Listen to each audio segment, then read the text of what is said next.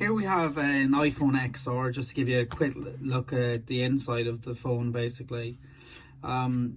So first of all, here's the rear camera and the flash. This one has actually got a little crack to it. It's a really difficult job to replace the backs on these, so if you ever have a problem with that, we advise replacing the whole frame.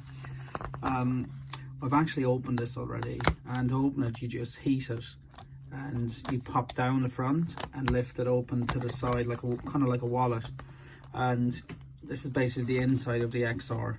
So here's a battery. So in comparison to, we'll say, an iPhone 6, the battery is bigger and a little bit fatter, probably why it's got a much better charge on it.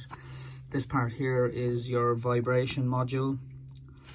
This is where the screen attaches, so to get that off you loosen these two screws and that plate just pops off nice and easy, and you take these off and again just undo that cable. And this is how your Face ID works. You've got two cameras here, which is probably why it works so well. It can basically get every angle of your face, however ugly or not so ugly you may be. So hopefully this has helped. Thank you very much.